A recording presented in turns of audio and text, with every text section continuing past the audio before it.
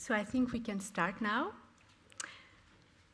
Ladies and gentlemen, Your Excellencies, dear colleagues, dear professors, dear students, in the name of the consortium and the Geneva Peacebuilding Platform's team, in particular Danny Diogo, Geneva Peace Week lead, Annika Pearson, community management lead, Yasmin Chowdhury, communication officer, Maria Baltag, admin and event officer, I wish you a very warm welcome to the Geneva Peace Week 2022. I will not speak too long because the program of the day and of the week will be presented to you in a moment. But because today is not only the opening day of the Geneva Peace Week, but it's also the World Cities Day, let me give the floor to Mr. Olivier Couteau, the delegate to International Geneva of the State of Geneva. Please, Olivier.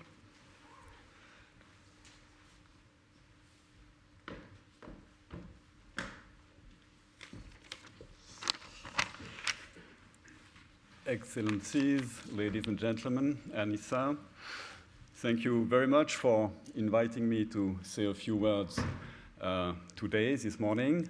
It is both a privilege and an honor.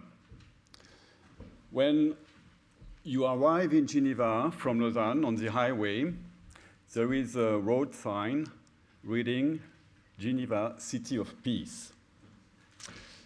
I must admit that I've always been a little bit skeptical about this claim, Geneva, City of Peace. After all, nowadays, the main body in charge of peace and security is in New York, not in Geneva. The history of International Geneva started with a humanitarian organization, not a pacifist organization. And the main institutions that we host today in Geneva deal with health, with trade, with science, with telecommunication, not with peace. But I think that the issue deserves to be considered a bit more carefully. First, if you look at the past, you discover that the idea of peace among nations started in Geneva already at the beginning of the 19th century. Then, the founder of the Red Cross, Henri Dunant, was also a pacifist. And as you know, he was awarded the first Nobel Peace Prize in 1901. And a few years later, Geneva hosted the first global international organization in charge of peace, the League of Nations. So I think that I could give many more examples from the first phase of the history of International Geneva. It is true that it changed a little bit after World War II. Geneva started to be perceived as a more technical hub and not political hub. But I would argue that it's not because an organization is technical that it does not contribute to peace. Supporting, assisting refugees, eradicating a disease, or establishing an international trade system, all these activities, in a way, do contribute to peace.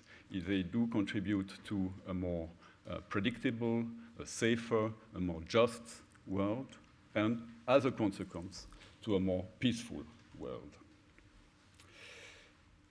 In addition to this machinery producing norms and assistance, Geneva did continue to be involved into peace and security activities as such. It could be sometimes very visible with big, high-level summits or conferences. It was more often discreet or even confidential when parties come to Geneva to reach an agreement on a conflict situation, or when well-connected centers or individuals mediated accords on very specific subjects.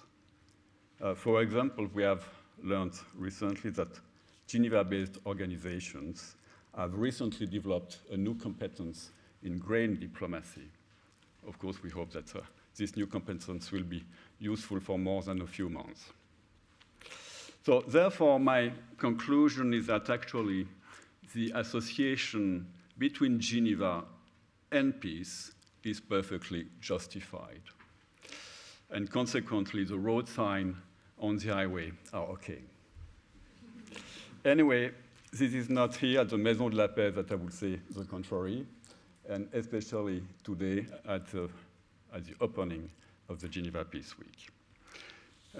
Speaking about the Geneva Peace Week, I was impressed by the number of partner organizations announced. 125, if I read correctly your website.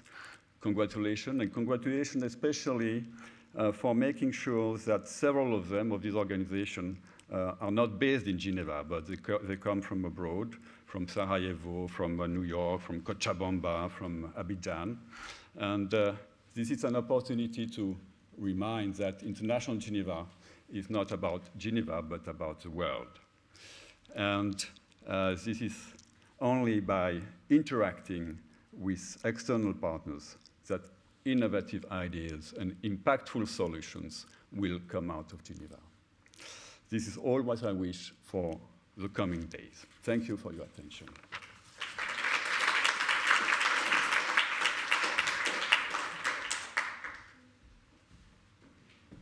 Thank you very much, Olivier. Now we wanted to introduce you the Geneva Peace Week by showing you a small video. Please.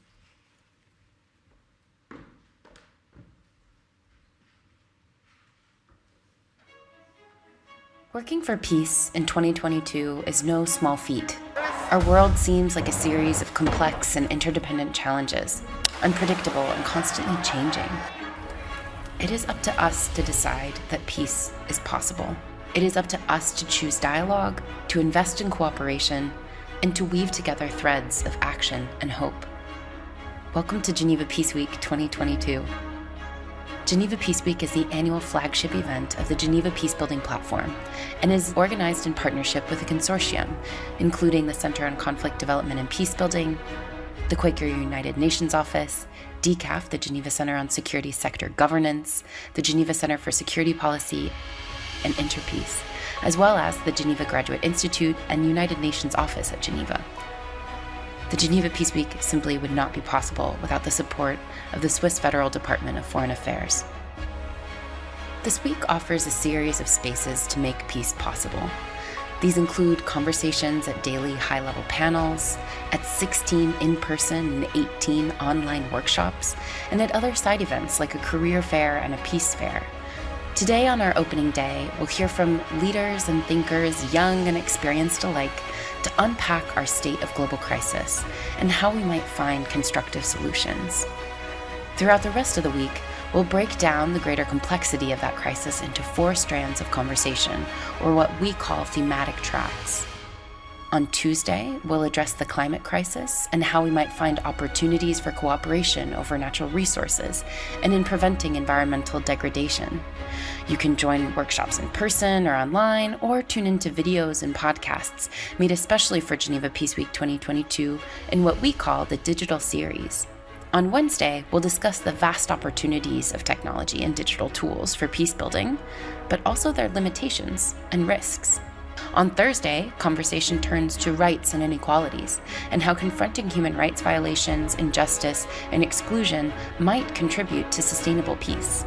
And on Friday, we'll address how narratives around our common challenges are increasingly framed in the language of existential security threats, and how peace builders might turn the tides from fear-based narratives to constructive dialogue, cooperation, and solidarity.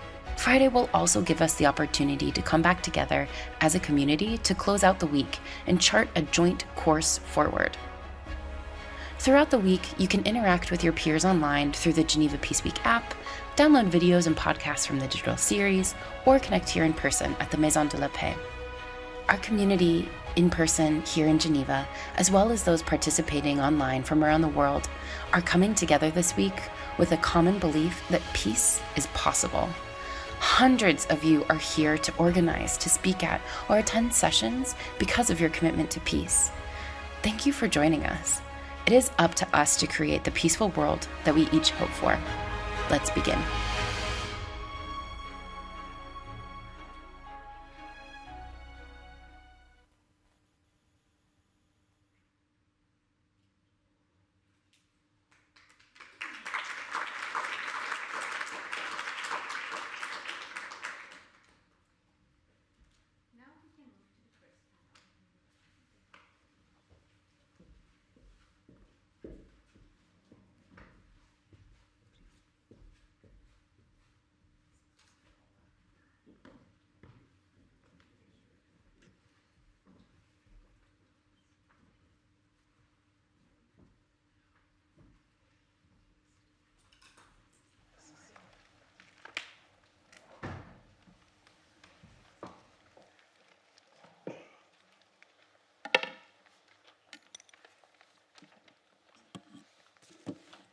Good morning.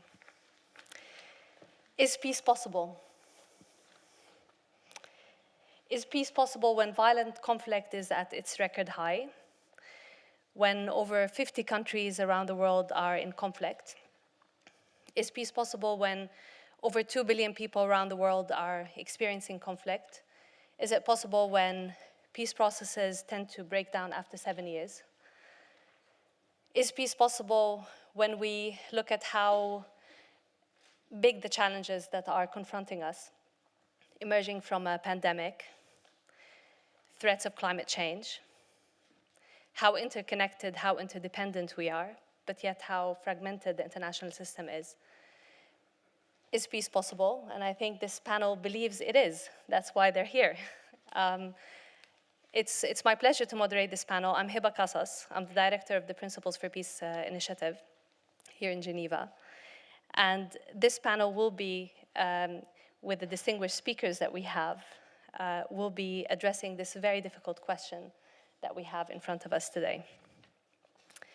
Firstly, I'd like to welcome the speakers and introduce them very quickly. I think they're quite known, and you can see their very impressive bios online, but very quickly. They are the members of the steering committee of the Geneva Peacebuilding Platforms. To my left, Ambassador Thomas Grimminger, the director of the GCSP. To my right, Madame Nozizwe, Madlala-Routledge. I'm Palestinian, we're terrible at pronouncing names, so sorry if I did. That was okay? All right, great. The QUNO director here in Geneva. Next to her, Mr. Simon Gimson, the Vice President and Chief Operating Officer of Interpeace. Next to him, Mr. Mark Downs, the Acting Director of DCAF. And to the left, Professor Keith Krause, the Director of the Center for Conflict Development and Peacebuilding at the Geneva Graduate Institute. It's a real pleasure for me to moderate this session, I have to say, as someone who works in an initiative that is a collective effort of many organizations, and everyone around here has a stake in this. The Secretariat is hosted at Interpeace, who have been a gracious host to us. Both DCAF and GCSP have been contributing quite extensively to our stakeholder platform, and Keith has been spearheading through his team the work of our research committee. So I feel very privileged for this opportunity to be with you here today. So we are not going to dwell too much on the challenges, because I think we know the analysis very well, but it's very important right now at this moment in any discussion around peace to try and unpack some of the key challenges that we're confronting, and to frame this discussion with this reality that is surrounding us. So with this, I'd like to first pass the floor to frame our discussion to Ambassador Thomas Grimminger, to frame this discussion and really the reality that we are facing in this era of complexity. All the realities that it brings with it, with intra and interstate war, proxy and hybrid warfare, polarization. I don't know where to start and where you are going to start. Where should we start the conversation? Ambassador Grimminger, please. Eva, I would like to pronounce my introductory comments from the podium. So thank you very much, Hiba, ladies and gentlemen, dear friends, dear peace builders. Also on behalf of the Geneva Center for Security Policy, I'm delighted to extend our welcome to all of you at the Maison de la Paix the powerhouse of peace in Geneva, and to the Geneva Peace Week 2022. As partners of the Geneva Peacebuilding Platform, the GCSP is privileged to co-organize this year's Geneva Peace Week. The sheer fact that we are gathering this morning illustrates our common conviction that peace is possible, even though it has never been harder to believe so than in these days. Indeed, Hiba, you alluded to it, in many parts of the world there is no positive peace, not even negative peace. There is acute polarization, there is a steady rise in violent conflict, and there is even a war in the heart of Europe. Allow me to share some reflections on the current challenges to international peace and security.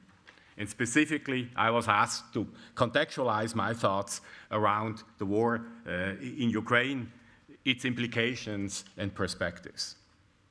Ukraine is, as we are well aware, not the only country suffering from war or conflict in the world.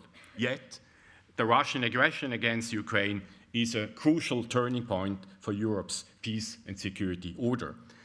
And it has far-reaching implications far beyond the European continent. Let me just briefly refer to some of its repercussions.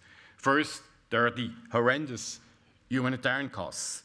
Where 14.3 million Ukrainians have been forced to leave their homes, of which close to 8 million refugees are hosted in European countries. Second, the war has caused enormous destruction, damage to civilian infrastructure.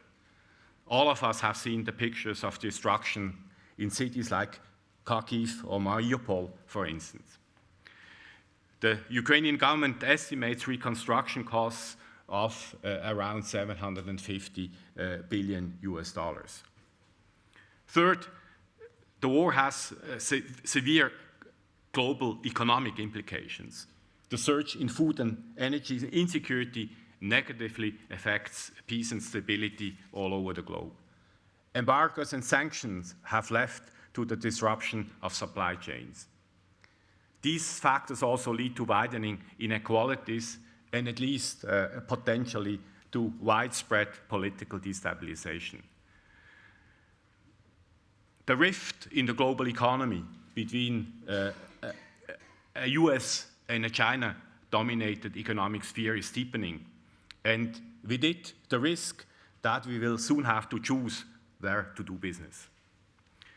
In terms of political repercussions, there are clear signs that we are, while the war is still hot, moving straight into a Cold War 2.0 with severe consequences. Deterrence will dominate the European, perhaps to a large extent also the global peace and security order for years to come. Cooperative security is completely marginalized. Security policy will again focus almost exclusively on territorial defense, while hybrid warfare will absorb the remaining attention.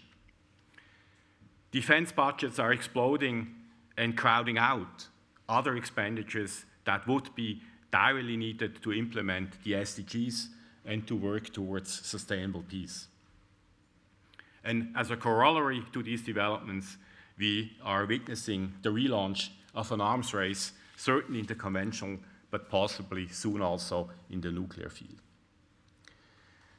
While it is clear that there can be no business as usual after the Russian invasion in Ukraine, there is a serious risk that we will see no business at all, meaning that there is no dialogue and cooperation anymore, or massively impeded dialogue and cooperation on a series of important issues related to peace and security, be it the strategic stability agenda, nuclear, hypersonic, space, non-proliferation, new technologies, be it transnational threats and risks like climate change, organized crime, violent extremism, or be it challenging geographies like Syria, North Korea, Afghanistan, or Iran.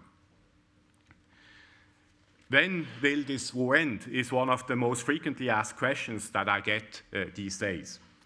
Since I don't have a crystal ball, I can only offer scenarios.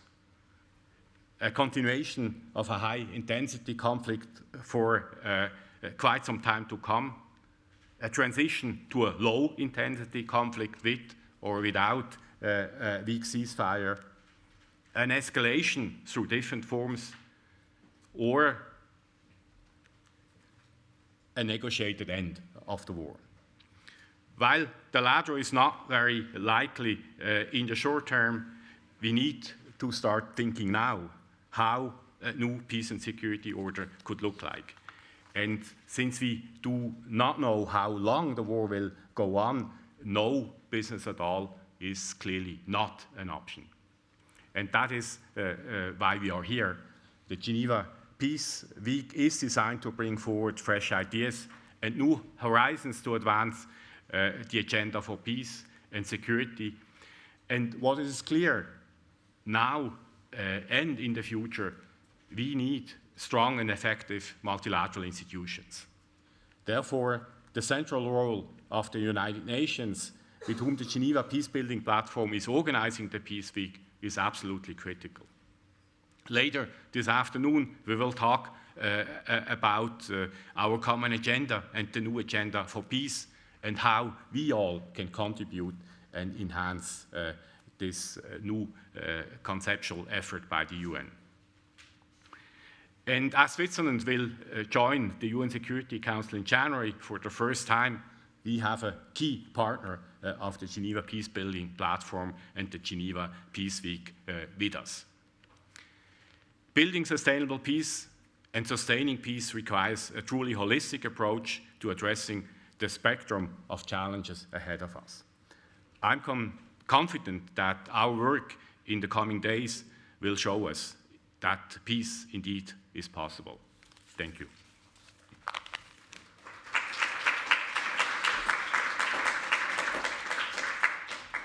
Thank you very much, Thomas. And I think you've painted a very sobering picture, both in terms of the urgency, but also the magnitude of the challenge, and that no business at all is no option at this point of time, especially considering both the humanitarian cost, the economic implications, the rift that we are seeing in the global economy, in the global policy, but also all the risks that are associated with the power rivalry that we're living these days. And I think this is a good segue to move to Nozizwe, to reflect really on the questions of polarization and weaponization of identity, and the whole strong sense of injustice that is sweeping in different parts of the world.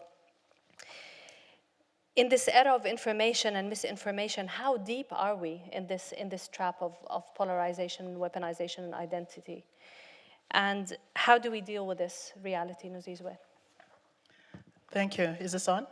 Yes. Okay. Thank you, Hiba, fellow panelists, and Geneva Peace Week participants. What we've just heard now is scenarios. And as I was thinking, I was asking myself if we can imagine a scenario where the two countries that are at war currently were led by women.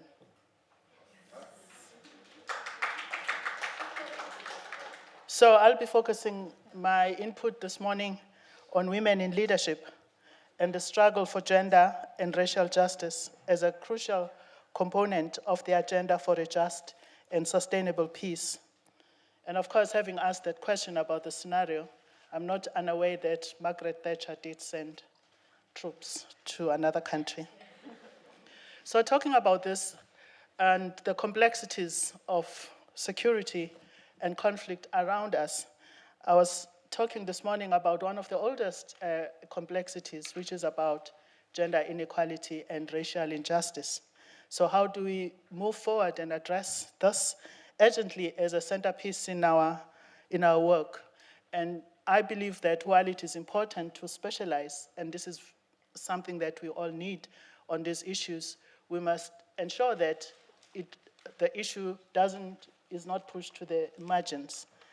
So in this regard, I would like to bring to the fore feminist leadership which is something that both men and women can embrace. Because I believe as a framework, this gives us a way to integrate these issues into our definition of security. I actually like the concept of human security, which is people security. And I would like for us to continue to think about peace in this way, where we consider human security. So talking about weaponization of identity, this is a key strategy to erode peace and undermine social cohesion. And this is to divide people and mobilize them along lines of identity, whether it is race, ethnic origin, religion, gender, and sexual identity. In war, soldiers are given legal license to kill.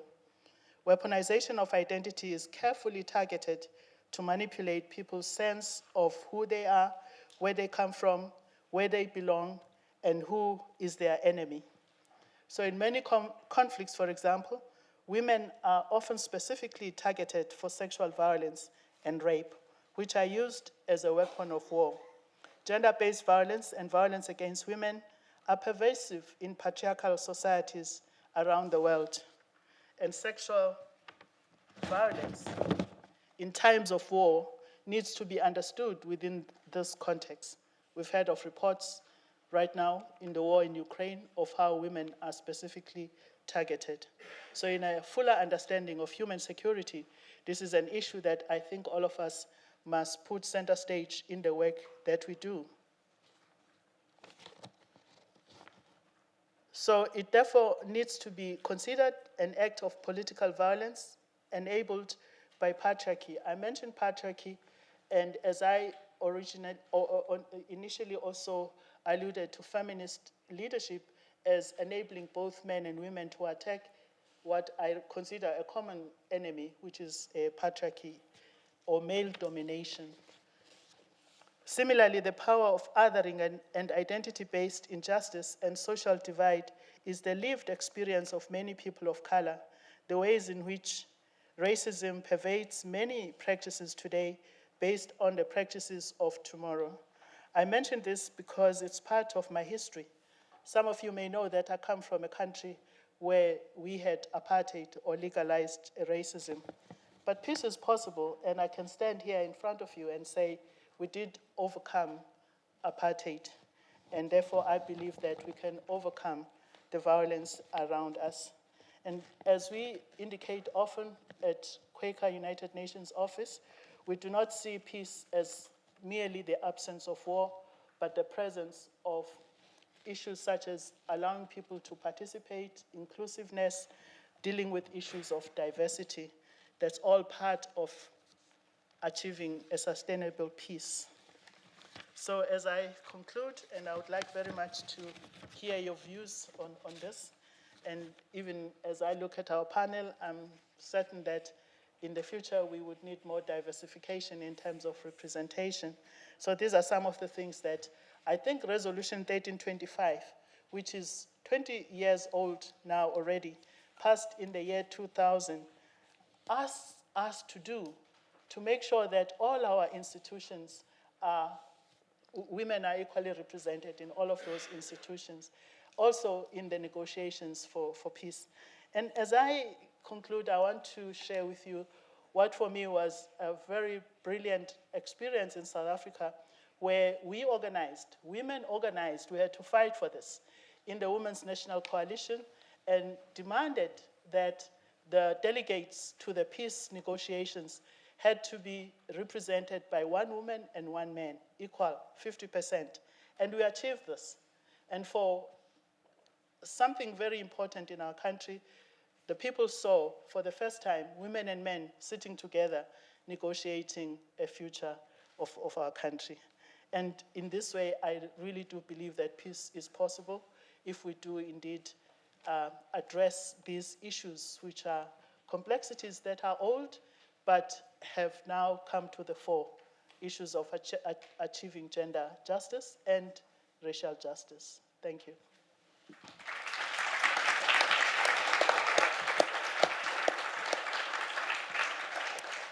Thank you, Nozizwe, for this very powerful intervention. And both, I think, in terms of shedding light on the challenges and what's ahead of us, but also a message of hope with practical example, because we often tend to focus on the parts that are burning and the things that are not necessarily working, and really forget about also some of the key areas where actually peace is happening, peace is holding, and communities are managing to overcome the deep challenges that they are facing. But I take from you a few threads that I really hope the panelists will keep with them as they're reflecting and intervening.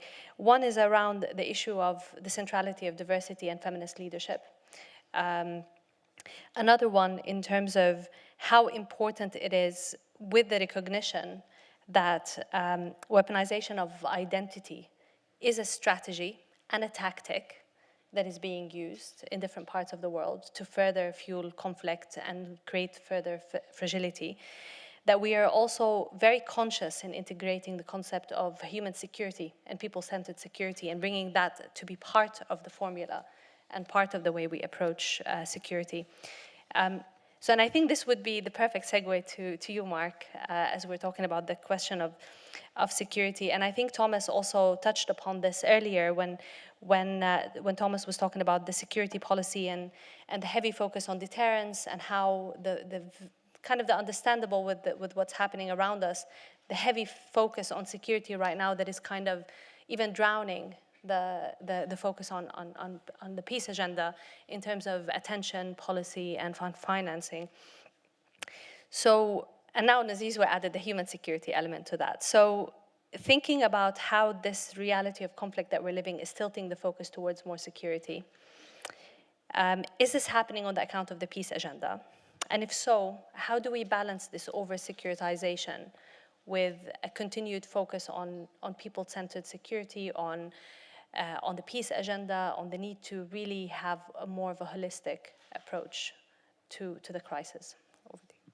Great, thank you very much, Shiba, for this question. It makes all my notes irrelevant. I'll have to think on the hoof, but you know, I think both yourself and Thomas have highlighted how we're in a very different place today than we were 12 months ago when we met at Geneva Peace Week. You know, it isn't only COVID and the impact it's had from our perspective in DCAF on the role of the security sector, but also the world economy.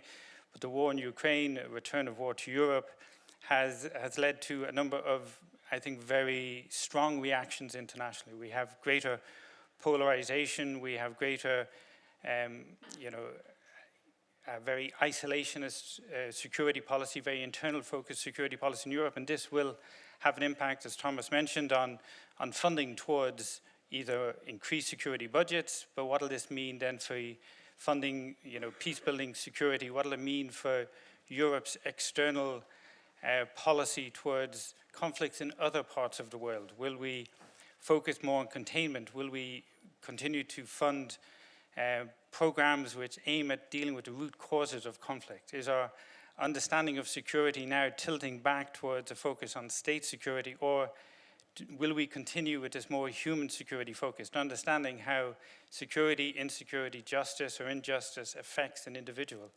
Will we, you know, if you look at the investments in state security, we're focused on fighting organized crime, you know, terrorism, you know, as I mentioned, crime, but you know, the impact of insecurity on an individual is very much based on, you know, burglaries, can you get your kids to school, you know, cattle raids, you know, and as a state, are we providing these types of services towards the population? Because if we don't, this will be a driver for grievance, it'll be a driver for insecurity, and it'll become a national security issue over time.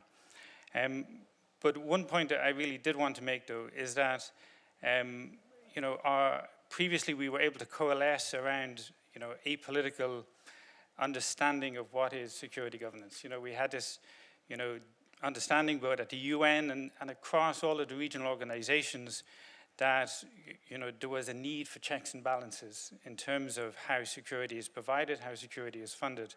There was a belief that there was a need for a space for dialogue around security, that there was a role for civil society, that there was a role for Parliament. But the big challenge I foresee at the moment is that there are alternative forms of security governance being provided to many of the countries in which we're collectively engaged. And these, are more a top-down approach to security governance. These question whether there are spaces for civil society to play a role, whether checks and balances are needed, whether a parliament has a role. And I think it's really important when the donor community or European states also are engaged in their own funding when it comes to increased defense budgets, their own funding when it comes to European CSDP, when it comes to their own funding in terms of development, that we practice what we preach and we make sure that whatever investments we're making, that there is accountability and oversight over these investments, that we make the argument for our liberal approach to security governance, that we, if we believe that there is a need for a space and a role for civil society, that we provide funding to ensure that we open our role to greater dialogue within parliaments, etc. Because I think it's really important that we ensure that, what was previously, as I mentioned, a more liberal approach to security governance prevails, because this is extremely important for how security is provided. And for us as DCAF, we've always believed that security is the foundation on which political, social, and economic development takes place. But that security requires a balance between effectiveness and accountability. And ensuring that we, within our own states, ensure that balance between effectiveness and accountability, and we support this balance externally, I think is key for ensuring that security can have a positive effect, that we can recognize that greater security based on this effectiveness and accountability can be a driver for peace, it can be a driver for economic, political, and social development. And I think the experience that we've had, at least over the last 20 years, is where states do that and where there is a focus not only on state security but human security, and where there is support provided to communities to identify how security is provided and how security is held to account, that peace is possible and that these developmental drivers can be a contributing factor to political, social, and economic development. Thank you very much, Mark. And I think the point you've made around the balance between effectiveness and accountability is really a key one, because we tend to go into polarities when we're talking about the security agenda and the peace agenda.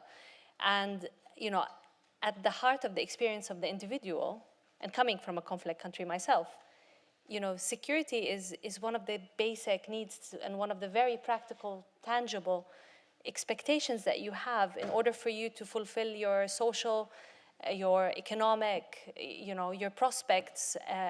All the basic needs are actually also linked.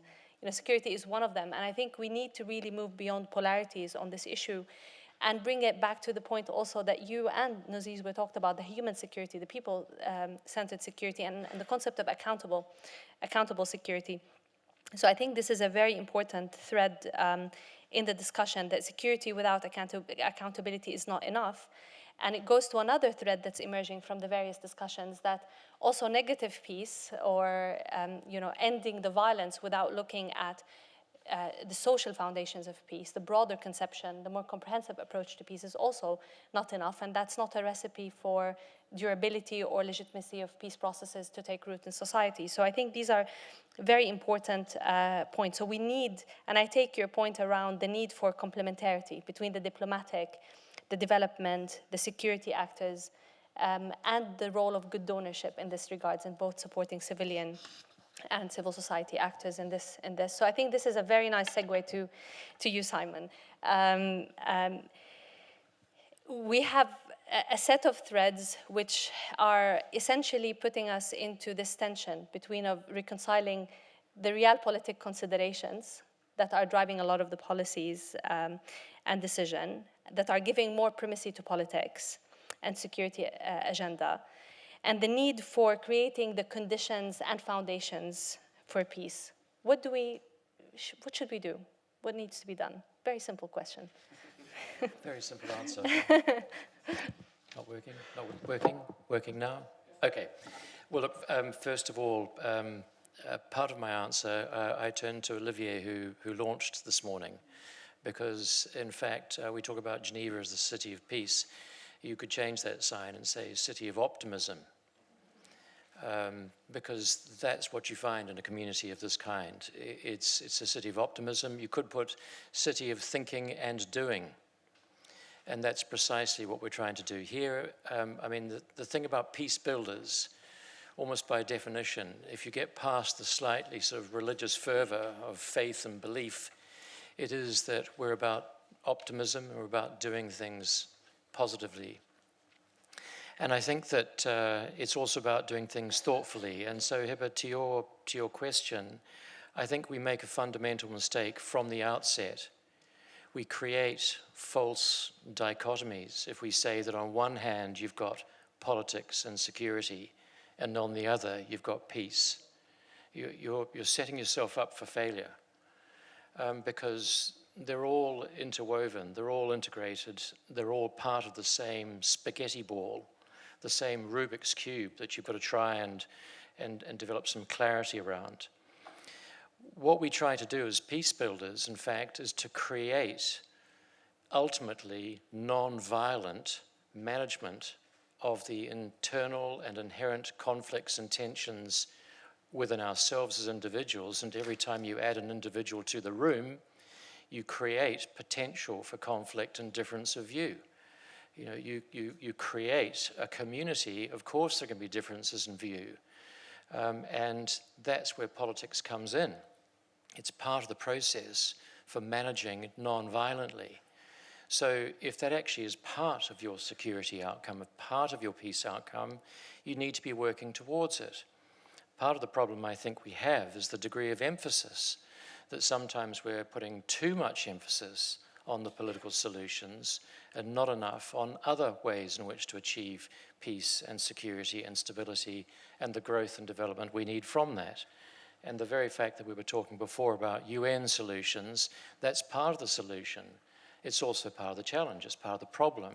It's finding social peace as well as political peace. They're all interwoven. So I think it's important that we think about political actors for not only their potential to be disruptive and to be the perpetrators of insecurity, but also to be the perpetrators of enduring peace. How? That's the thing that we've been not quite digging into, and I want to offer a few thoughts on how. Because if we're not the Geneva, the city of thinking and doing, we're not realizing our true calling and ambition. We've got a couple of things that we've been doing philosophically in Interpeace for a very, very long time because they address the how. Track 6 is one of the examples I would give you. If you're addressing social peace at the community level, at the track 3 level, that's great. Congratulations and thanks to all who are doing that. It's incredibly important work. If you're doing it at track 2 level, with those who are at the next level up, the civil society organizations, those who bring people together, terribly important work. And usually track 3 and track 2 tend to combine quite well. The civil society and some of the sort of local government leaders are very responsive to what they hear at the track 3 level. But what about track 1? Who's feeding it up to the track 1 level, and are you actually feeding it up to the track 1 level? Because that, even if it's an uncomfortable reality, is where you get your sustainability from. We could all keep ourselves gainfully employed, going around into conflict spaces and working at a community level for a very, very long time, but until the political issues are addressed and the political ownership is there and the change is made at the political level in the allocation of national resources, in the creation of national policies, in the way in which those national policies are articulated into an international or a regional space, it will not work. And that's why, from a peace-building perspective, not as an article of faith, but as an essential evidence-based ingredient for us dealing with that conundrum of politics, peace, and security, is that you've got to take a track 6 approach. Rethinking stability is another initiative that we've taken quite recently, and that too is all about thinking about not only the challenges of stabilization that you've seen in Afghanistan or in the Sahel, where it's not necessarily working particularly well. It's learning from that and recognizing that, again, if you're not strategically coherent, if you haven't got political actors brought in an effective way, then you will not succeed. We can keep on working our way through this, but let's remain optimistic and let's not lose sight of this spectrum and the false dichotomies that we create. Thank you, Simon. I think the point of the false dichotomy is a very important one, and the issue of emphasis. And I think adding to the issue of emphasis of just an anecdote, one of the consultations we've done recently with Libyans, last year actually, it was very fascinating because there were 350 Libyans who come from a cross-section of society, and there were 7 internationals. And just before we went into the consultations, the 7 internationals were saying, we bet this is going to be about the upcoming elections. This is very, very important, the elections, that's the key milestone. And none of the Libyans brought it up because they were talking about the other issues that were really mattering. So the issue of emphasis is also something we were finding out from our whole global process. Sometimes we put too much emphasis on political peace, on political transition, on power sharing, and a lot less emphasis on the tangible benefits to communities around what actually, at the end of the day, makes peace hold. It's the issues that Mark and Nozizwe and Thomas talked about also earlier, you, Simon. It's around the prospects. It's about addressing some of the structural factors of peace, but doing that with being clear-eyed that there's political feasibility and we need to be principled but pragmatic, and realpolitik do impose some challenges, but is there wiggle room for us to operate with this understanding? And I think this is the perfect segue to Keith. So Keith, we've heard all of these different threads, but what does the evidence show us in terms of where do we need to consolidate? Because there are a lot of good practices out there. There are a lot of places where peace is holding. And I came back last week from Southeast Asia, where we're looking at a number of countries that actually peace continue to hold, and it's quite successful. But where do we need to break with or recalibrate? So another very easy question to you. And if you can also, just from your reflection, point to where you're seeing some of that happening as well. Over to you. Okay, well, the second part is a bit of a challenge, but let me start with an observation also about binaries and dichotomies, that this division between the so-called realpolitik and geopolitics world and the world of naive peace idealists. This is a rhetorical move, and it's one that's often done by people who want to denigrate or downplay the importance and the significance of these kind of efforts. So don't get trapped into that rhetoric. I think these are all part of a puzzle, and the power politics are part of also building peace that we need to think of. Let me start with one, and I don't think the most important bit of evidence, but it's significant, and that is worth underlining in Geneva and also in New York, which is that peace operations actually do make a difference. So from the point of view of multilateral activities and multilateral action, Barbara Walters and her colleagues have done some really good work on this, pointing out that it does actually reduce the intensity and duration of violence. It does help protect civilian lives and prevent displacement and mass catastrophe that comes with that. And it also does improve the durability of peace settlements. So in some contexts, this is necessary, but clearly not a sufficient condition, because the most important aspects of what we know about what builds successful peace operations are, of course, local and locally embedded. I don't like the mantra of local ownership, because that is often a way to sort of hand over responsibility to also a political context that is rife with power relations as well. It's clear that the different groups are marginalized and disempowered in most social contexts. So this is, I think, something worth reflecting on. But we do need to think about, and there is some good work on this, about how peace settlements are embedded within and nourished by state-society relations that have been reframed or transformed in important ways. And one thing we know is that this involves empowering local groups, and by this I don't just mean empowering groups to protest in the streets, but also empowering through the ballot box, empowering through political activism and lobbying, and empowering through knowledge too. which is one of the things that I think that DCAF has also worked extensively on, building the capability to hold formal institutions and power holders to account requires that you know and understand both the language and the way in which these institutions operate.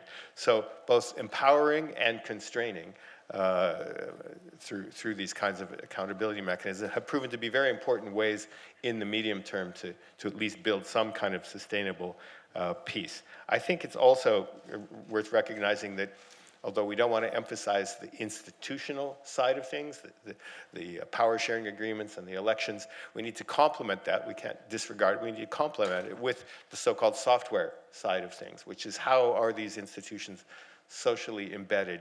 Is there a commitment to pluralist politics? Are minority rights respected? SDG, Sustainable Development Goal 16, sort of captures this through the notion of peaceful, just, and inclusive societies.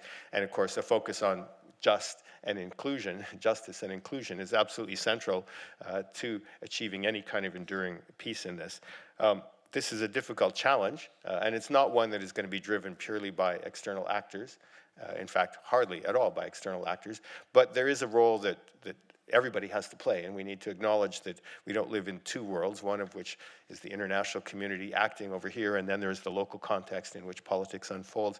But we need to think perhaps of a cobweb of relationships that can be perhaps, and we know that this is done in many places, are not structured along very narrow top-down relations where the external actors intervene or collaborate only with power holders and national institutions, but also work closely with certain kinds of civil society actors to facilitate this building of an embedded and transformative state-society relation. That's all vague. I think there are examples. They're not all positive or not all short-term, but Hiba has already referred to the experience of some Southeast Asian states where pools of peace at least have been created, even in contexts such as the Philippines, where the national political environment has been deeply poisonous for a very long time, and perhaps that will change. There is, of course, Timor-Leste, which has ebbed and flowed in its peaceful relations. I think we could look at the Balkans and Bosnia is kind of half, maybe not quite half full, but certainly not entirely empty situation. And there's a set of incentives that are promoted in European space around the EU and around closer relations with the neighbors that are helping perhaps over the long run shape some of these dynamics. And I guess I would end by simply saying we need to recognize that this process is going to take an enormous amount of time. There is this rather amusing thing that donors and external actors and the UN and multilaterals operate on a very short-term logic, but they do it repeatedly. So you have multiple iterations of peace operations with slightly different acronyms and names, but they're in there for 5, 10, 15, or 20 years, and perhaps the time has come to recognize that these are long-term commitments. They're not going to drive the process, but they should support in some important ways what is essentially, at the end of the day, going to be locally driven by social actors as all political change happens. Thank you, Keith. Speaking of short-term logic, it was always fascinating to me when speaking with some colleagues and diplomats talking about Afghanistan, who were saying we were there for 20 years, and when talking with representatives of the Department of Defense in the US, the question was that, were you really, or were you there 40 times for 6 months? And every time, you know, there was a new general coming in, comes the new broom that has to start from all over again to understand the context, to understand what's going on, and then to start all over again without kind of a common North Star of how we're approaching this whole challenge. So I take your point around beyond polarities. I think this is something that is a common thread from this discussion.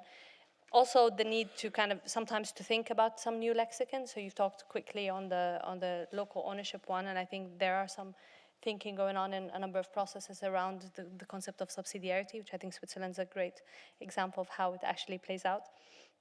But you touched upon a very important one around the relationship, the shifts in the relationship between the externals and the internals. You've talked about empowering actors, and I'd like to add to that humility.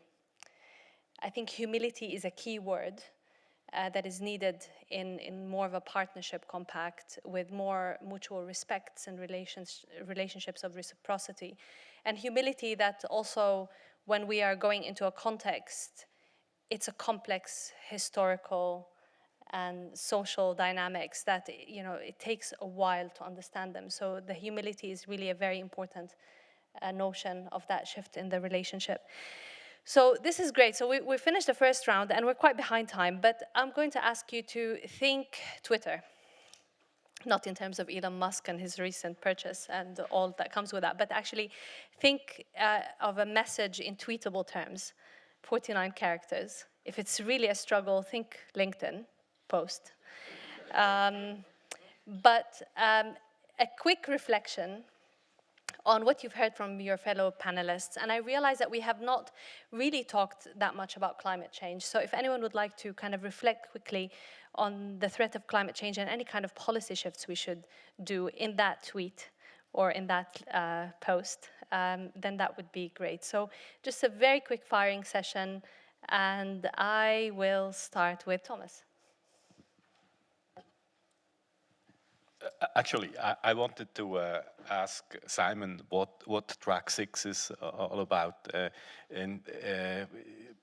because what I really like is you know, your call for linking the tracks, and I think that is something that right now, where we really have to defend spaces for dialogue, becomes even more important.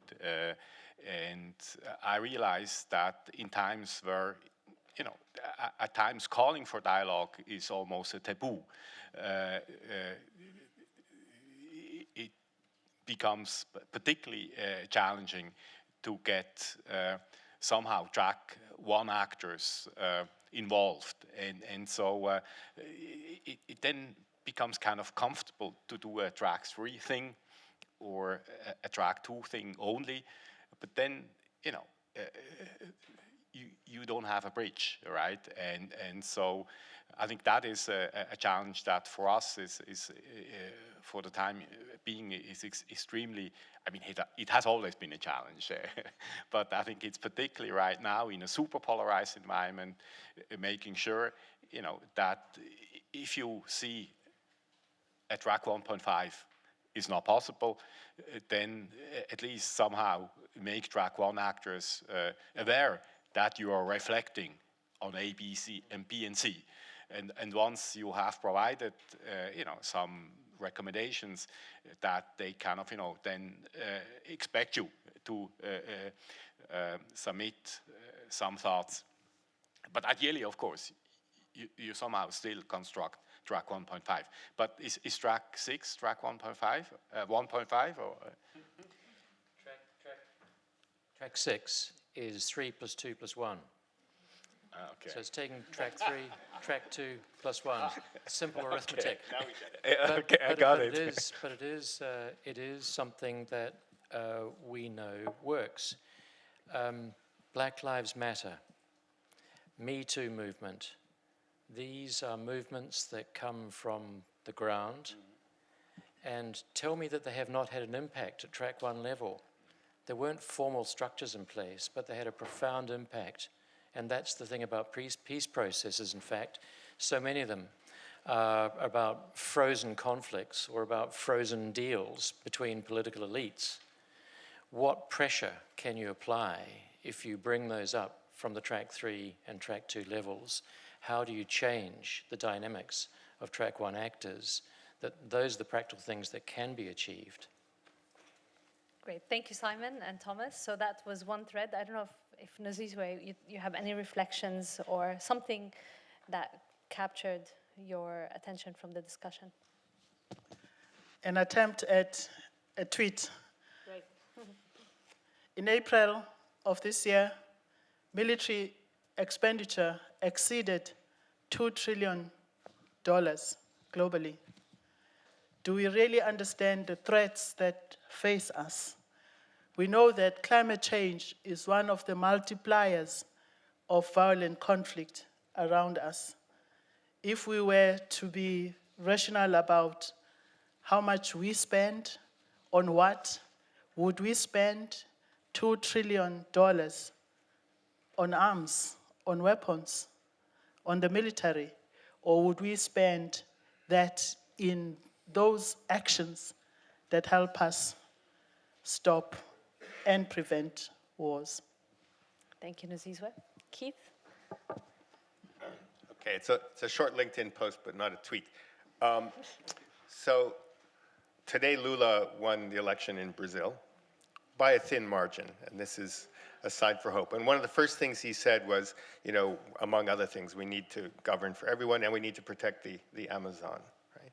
Last week there was an interview on the BBC with a farmer in the Amazon who was going to vote for Bolsonaro, who did vote for Bolsonaro, on the grounds that this was allowing him to continue to clear the forest for pasture and for raising beef. And I'm pretty sure that I can go out in this town and find a Brazilian steak. And I don't think it's a good thing for us to be eating this Brazilian steak. And as long as we do that and we think that the problem of building peace is somewhere in the south, or the problem of climate change is what the Brazilian policy is to the Amazon, we're going to miss the interconnectedness of all of these things. We're not in two planets here, whether it's climate, whether it's peace building, whether it's addressing inequality through shifting our logic from neoliberal economics that have governed for the past 30 years and have probably reached their height, as it were, in the UK a few weeks ago. So I think that there's a personal responsibility that goes beyond thinking of yourself as like an external, international doing good work, but what are you going to do at home, too? Thank you, Keith. Mark? I'm probably the last person who should make any comments on social media. I have no access to social media, but let me maybe think about two points I'd like to make, and both of them were triggered by Nozizwe's inputs. The first was on the role of women, and in peace processes, I'm also very reflective of the role of the Women's Alliance in Northern Ireland as regards the peace process. But to link this to climate security, and it's a recent study which we undertook looking at climate security and gender, that women must play a much stronger role in climate security, and that addressing structural gender inequalities in society, whether it's around land ownership or property ownership, access to financial support, or making decisions about sustainable use of land, that this is key to helping communities deal with the resilience of climate risk. And the second point, also linked to your last point, was if we look at the amount of investment that has been made in defense and security, if we make a fraction of an investment in governance and accountability, to balance that out, I think we'll be doing well. But if you look at the amount of funds that are going into train and equip, compared to the amount of funds that are going into make sure that this enhanced capacity doesn't lead to abuse or misuse, it's a tiny fraction. So, yes, invest in defense, but invest at least 10-15% in ensuring that investment leads to better security for all.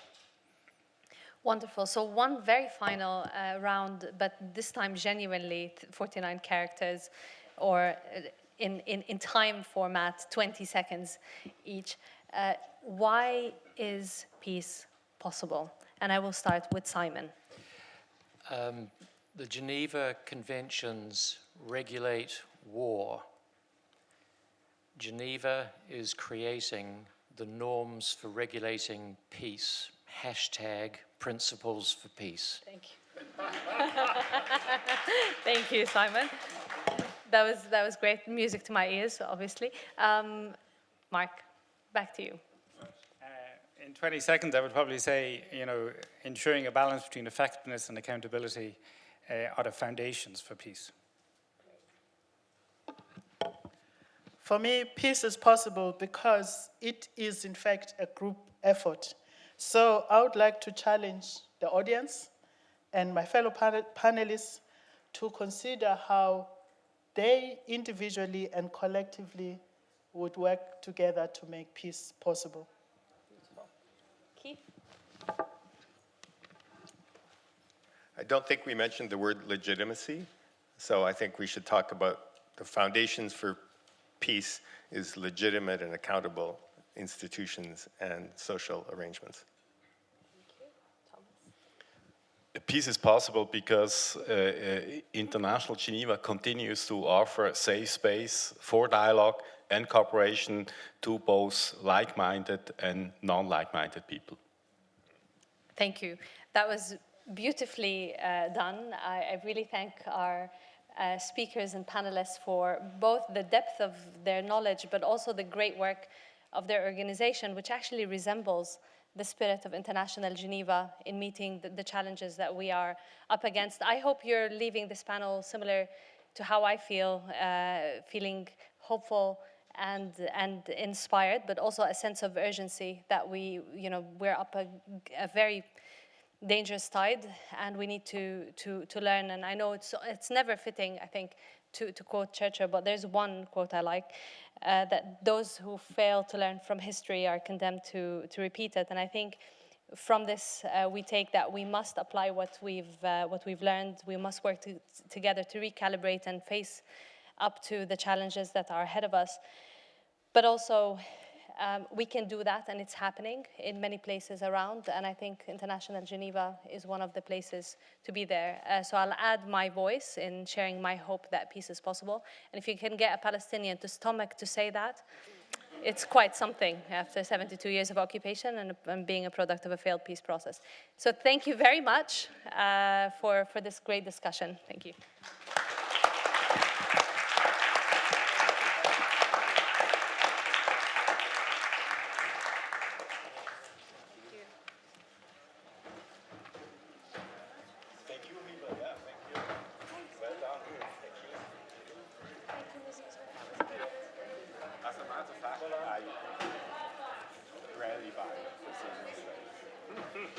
Hardly, I don't think that I've ever bought one. I don't know if I've ever bought one, but I know they're only steakhouses around here in Geneva now. So. But yeah, I mean, it's a small, it's a highlight, it's an example. That the thing, we're going to go up there and make peace.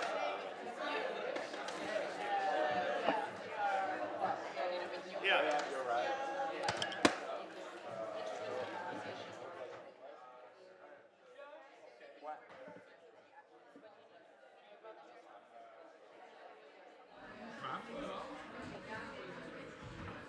But also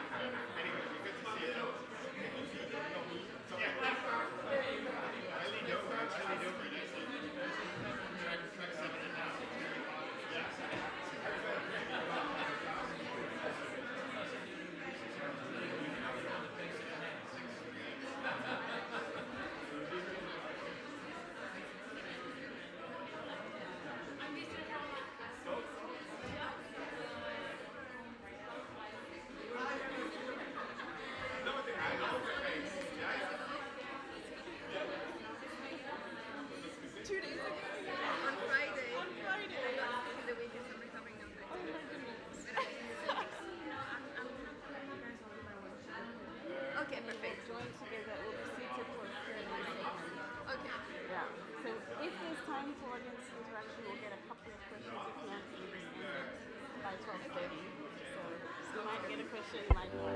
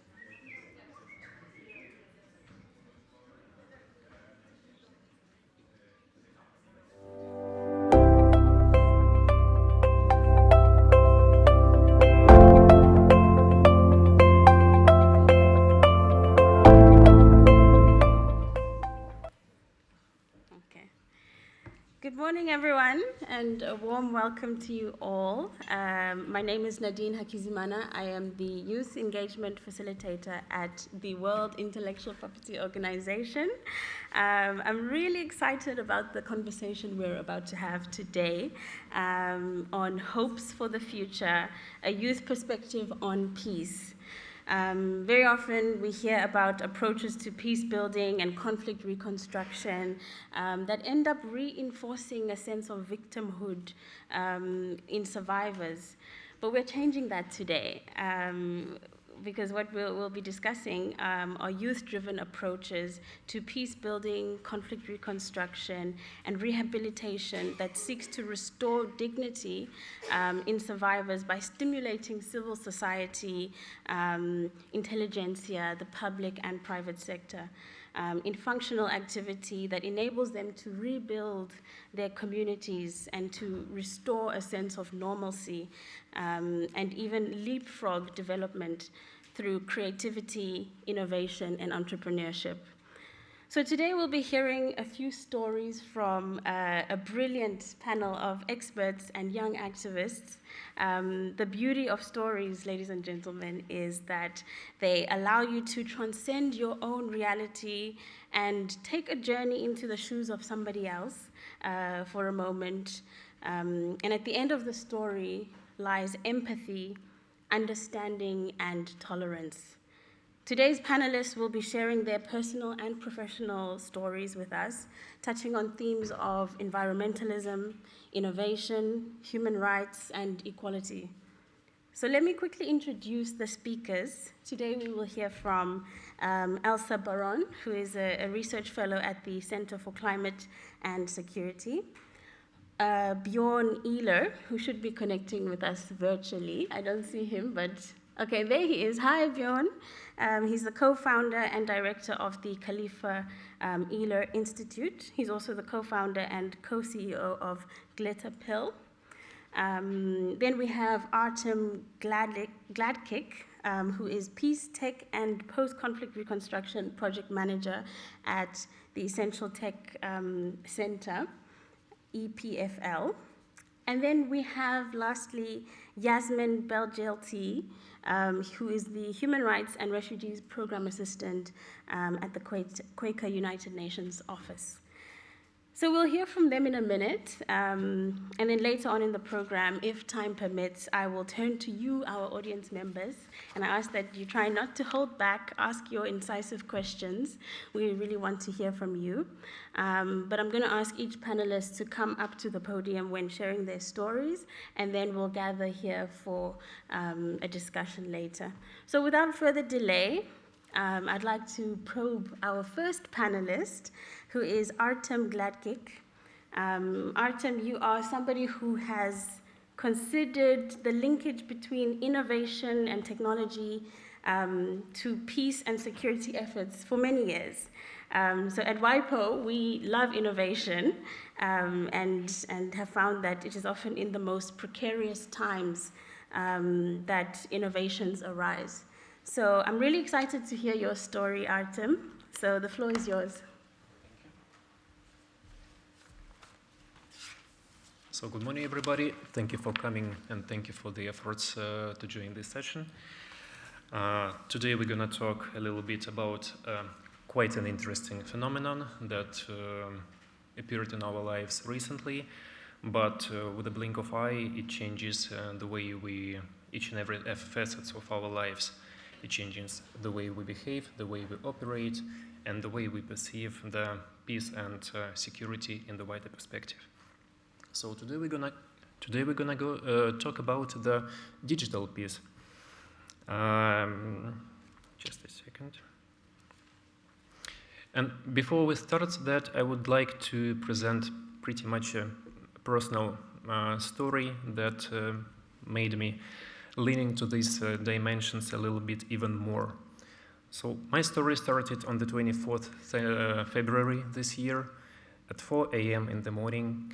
When I heard two massive explosions, that made my apartment seemingly trembling from one side to another side. So for the preceding 3 days, I was pretty much skeptical that nothing will happen, but all of a sudden I just took my phone out and I started to flicking through the newsfeed. And then in a few seconds, I just realized that the full-scale war has just happened in Ukraine. So that was pretty much an intense thing. It was inconceivable. Lots of people just didn't believe that that could happen in this way. But that really happened, actually. During the first day, around 160 cruise missiles just struck the territory of Ukraine. On top of that, when I just noticed that several impacts started arriving to the neighboring buildings, just 100 meters away from my house, I decided there's a time to go. And that's actually how I ended up being in Switzerland. In 5 months, I joined the team of the Essential Tech Center. And now we run the program, which is solely focused on the Ukrainian crisis, and it is called Peace Tech and Post-Conflict Reconstruction. During the recent introduction of the Ukraine Recovery Plan in Lugano this year, and based on the continuous discussions with our partners in Ukraine, we have managed to identify 4 key dimensions that we would like to embark ourselves on, let's say. So I would like to present that. We're gonna work for the coming years in the frames of mine action, energy security, eco-safety, and healthcare. But what really is missing in this equation is something that would help us to get the answer for the question, what is the root cause of all the atrocities that are happening in Ukraine nowadays? And I would say that that is a digital piece, and actually the lack of it. During there was a massive social-political polarization, online polarization in Ukraine starting from the 2013. That was just on the brink of the so-called revolution of dignity. That was the moment then Ukrainian country was split into 2 even chunks of people that promote so-called pro-Russian values and the one who tend to be part of the European community.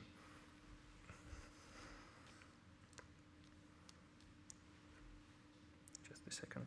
So with this in mind, we just need to make notice that conventional sets of the weaponry is as harmful as the one that is used on the online nowadays.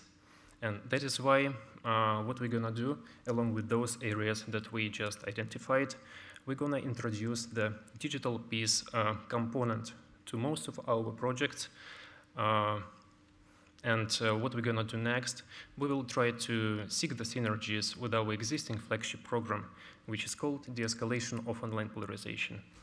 That is quite a new initiative, nurtured under the auspices of the Swiss Alliance for Peace Tech. And the main actors that are gonna do a change in this way, it's a Graduate Institute for International Development Studies, of course, Geneva Peace Building Platform, and the Essential Tech Center itself. And the main idea that stands behind this project is to decipher the exact level of online polarization on the web. So we're gonna create the online polarization index that would help people to decipher what is the most proper information diet for them. And to conclude, I would like to ask ourselves, so is peace possible? And I would say that for sure it is possible, but however, it is always better to prevent than to mitigate. Thank you.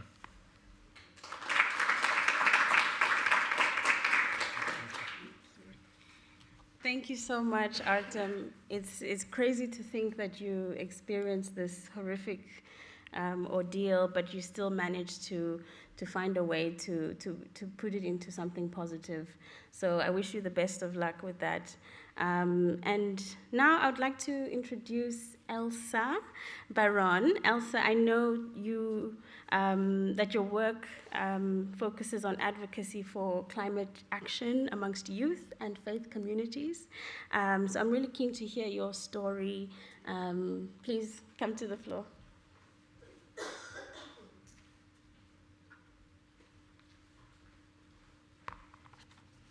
Yeah, thank you so much for the introduction. And I think to begin today, I really appreciated the framing of the environment and climate thematic track and focusing on the reality that we are now entering a new era or a new age of insecurity.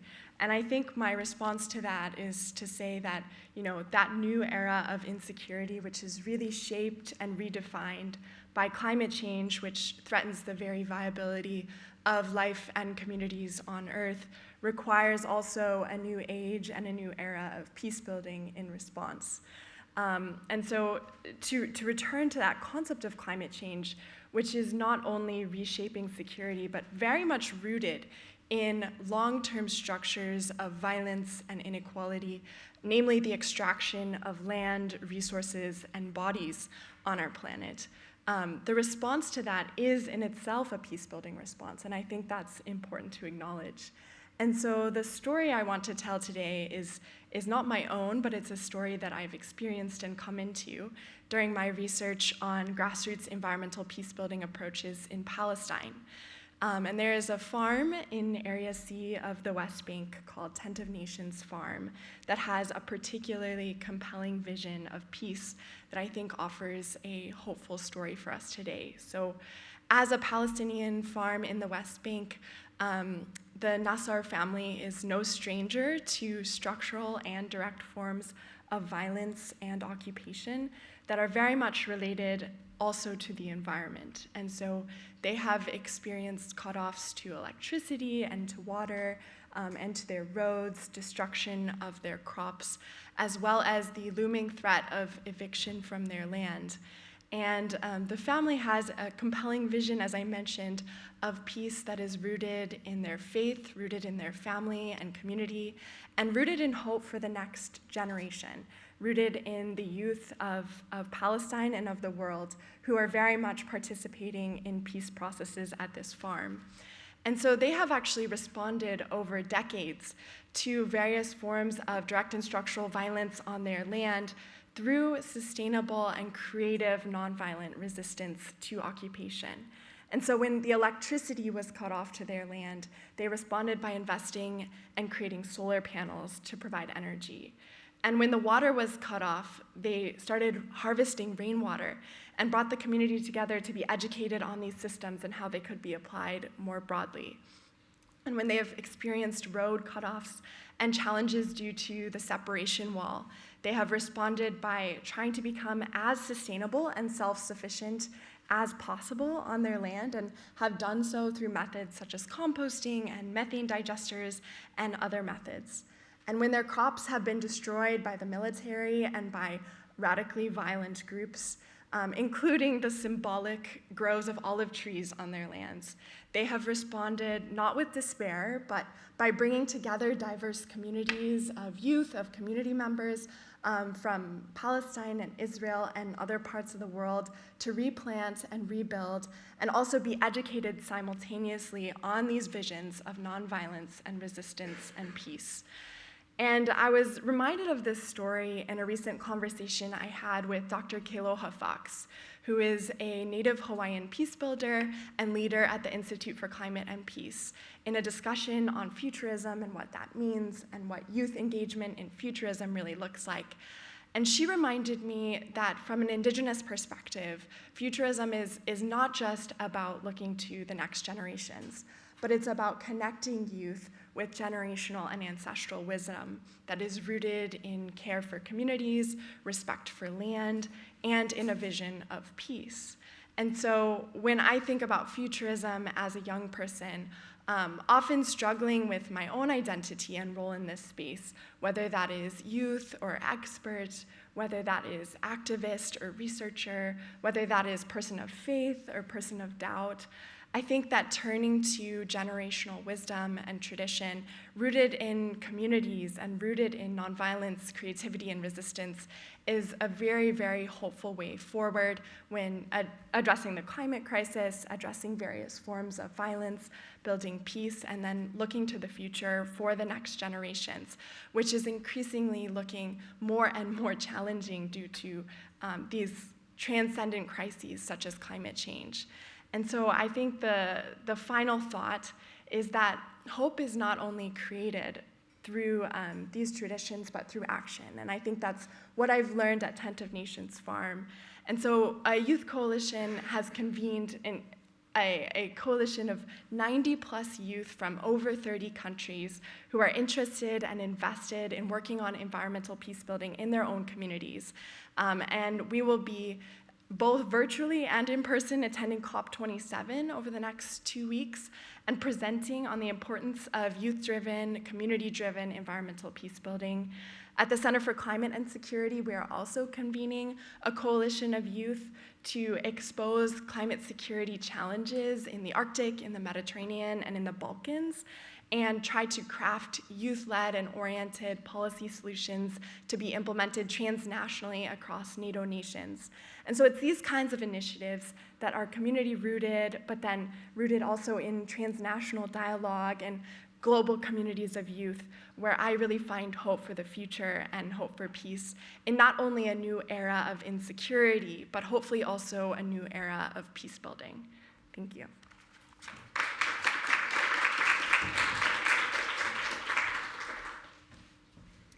Thank you so much, Elsa. It's really inspiring to hear about the amazing communal ingenuity in the face of adversity. That was really amazing to hear, and thank you for that. So now I want to turn to Bjorn Ehler, who is online. Bjorn, I know that similar to Artem, you also experienced an extremely traumatic event when you were just a teenager. You went on to derive new approaches to risk management and that really diverge from the standard hyper-securitized methods of response to violent threats and radicalism. So could you please briefly share your story with us and the ways in which that experience informed the large part of your career? Thank you so much. Excellencies, distinguished delegates, panelists, and participants. thank you to our colleagues and friends at the Geneva Peace Week for the invitation to take part in this important event. And thank you to my fellow panelists for sharing their stories and insights. We're having a bit of trouble with the technology, so I hope this works. Either way, my name is Bjorn Eiler, and I am the co-founder of the Khalifa Eiler Institute and of Glitterpill LLC. In 2011, I experienced the unexpected. I was back in Norway on summer vacation when Anders Behring Breivik, a far-right extremist terrorist, blew up the government headquarters and attacked the Utøya summer camp, where I was with my friends from the Labour Youth Party. This event struck like lightning from the clear sky, basically, in Norway. Norway is a very peaceful society, and we didn't see this coming. Since then, there's, however, been many similar attacks, both in Norway and in other countries. We've seen attacks in the US, across all of Europe, in New Zealand, and so on and so forth, from this particular faction of individuals. And so, to me,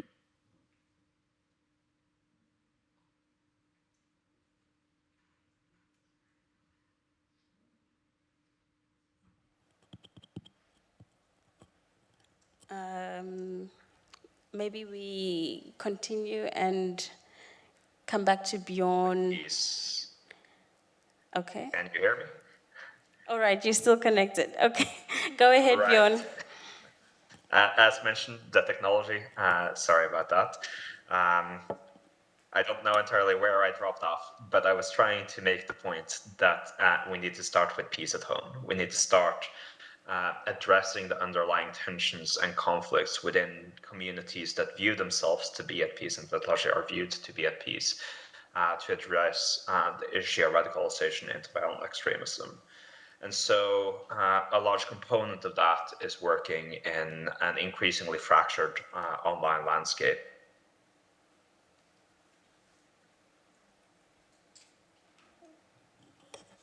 Bjorn, we've lost your audio. I don't know if that's something on our side or... For political power and for recruitment into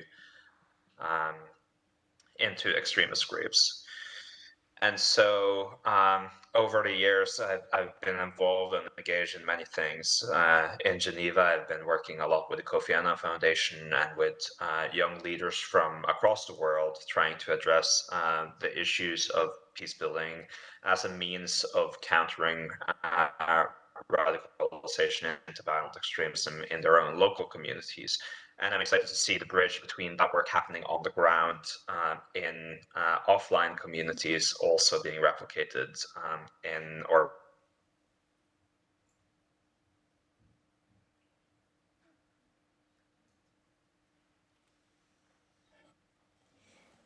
Technology is not on our side today.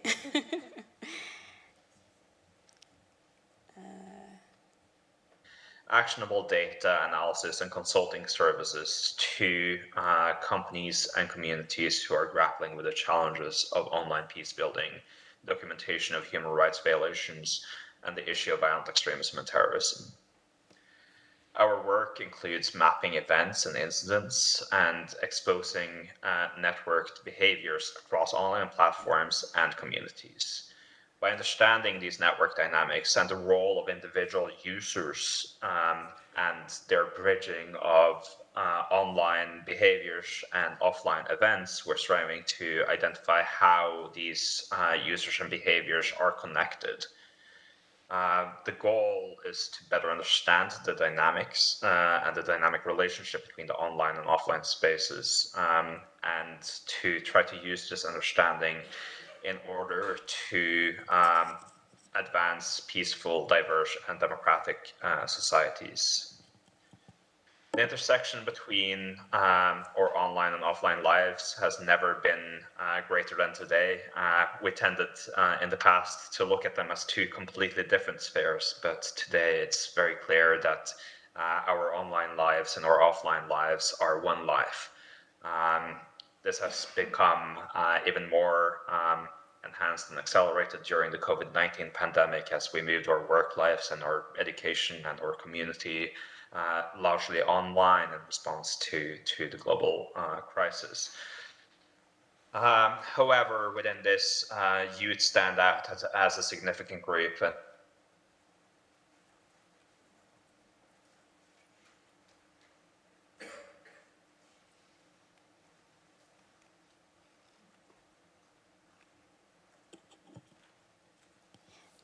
Bjorn, we've lost your audio again. Terrorism and the Christchurch call, and with policymakers in local and national government, as well as with international bodies like the European Union and the United Nations.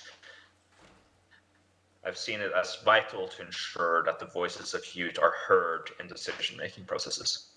In addressing the abuses of technology to spread harmful materials, abuse, mis, and disinformation, advancing polarization and encouraging violence, we must thoroughly and deeply understand the dynamics of evolving online communities, and youth are playing a key role in this evolution as well.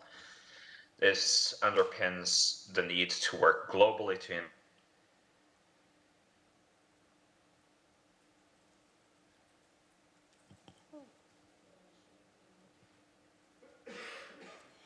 Okay, it seems we've lost Bjorn. Maybe we continue and we'll try to get him back. Our societies today. Okay. Bjorn, are you with us? Okay, let's. I